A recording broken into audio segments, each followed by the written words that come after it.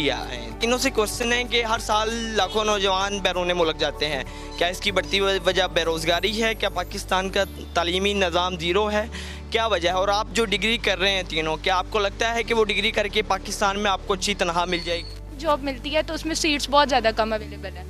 Privately भी वो बहुत कम लोगों को अपने लिए वो करते हैं। और दूसरी बात ये है कि इसीलिए ज़्यादा लोग बाहर जा रहे हैं क्योंकि वहाँ पे लोगों और स्टूडेंट्स को फैसिलिटेट बहुत अच्छे तरीके से किया जाता है। हम डिग्री कर रहे हैं BS डेटा साइंस, और उम्मीद तो नहीं है लेकिन क्या कुछ भी कह सकते हैं कि शायद।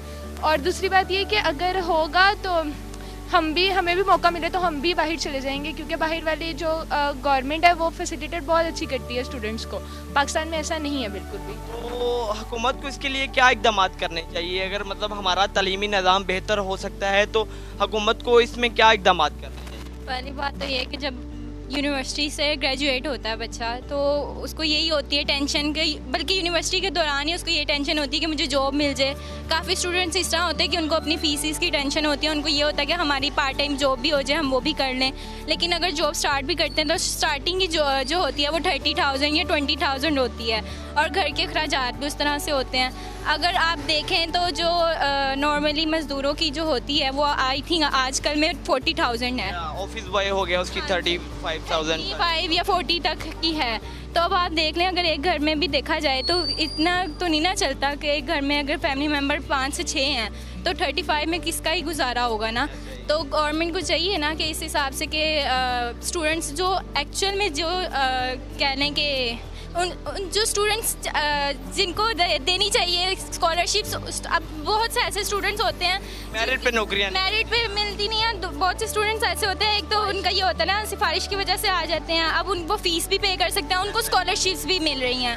अब दूसरी तरफ दूसरे स्टूडेंट्स हैं जो कि उनके मार्क्स वो मेहनत उतनी ही करते हैं लेकिन ना तो उनके पास स्कॉलरशिप्स हैं ना फीसिस हैं। तो गवर्नमेंट को इस चीज़ पे गौर करना चाहिए ना कि जो स्टूडेंट्स चाहिए, जिनको ज़्यादा ज़रूरत है स्कॉलरशिप्स की, उनको स्कॉलरशिप भी दी जाए। अब जॉब्स की तरफ आएंगे तो जॉब्स में यही होता है कि ज़्यादातर वो सिफारिशें लग जाती हैं, 1-2 सीट सिफारिशों की लग जाती है, 1-2 लोगों की मेहनत पे लग जाती है। अब जिन्होंने जो इतने लोग पढ़ के आ रहे हैं, ग्रेजुएट हो रहे हैं, वो तो रोएंगे ही ना, ज़ाहिर सी बात है, उन्होंने फिर बाहर ही निकलना, और क्या ही कर सकते हैं। जैसा कि इन्होंने बात की कि माँ बाप इतना पैसा लगाते हैं और 30,000 35,000 तनख्वाह मिलती है, तो एक ऑफिस बॉय की इतनी तनख्वाह है, तो आपका इस हवाले से क्या मौक़िफ़ है? आप इस बात से एग्री करती हैं कि मतलब इसको कैसे बेहतर किया जा सकता है? इसको बेहतर किया जाने क्योंकि गवर्नमेंट को अपना मतलब फ़ंड्स वगैरह देने चाहिए इस चीज़ के लिए कि बच्चों को ज़्यादा से ज़्यादा जॉब्स देनी चाहिए, मेरिट पे जॉब्स मिलनी चाहिए। जो बच्चे इतना ज़्यादा पढ़ के आते हैं CGPA की बेस पे, उनकी स्किल्स की बेस पे सिफारिश नहीं होनी चाहिए। जैसा कि हमारे ज़्यादातर जो होती हैं जॉब्स वगैरह वो सिफारिश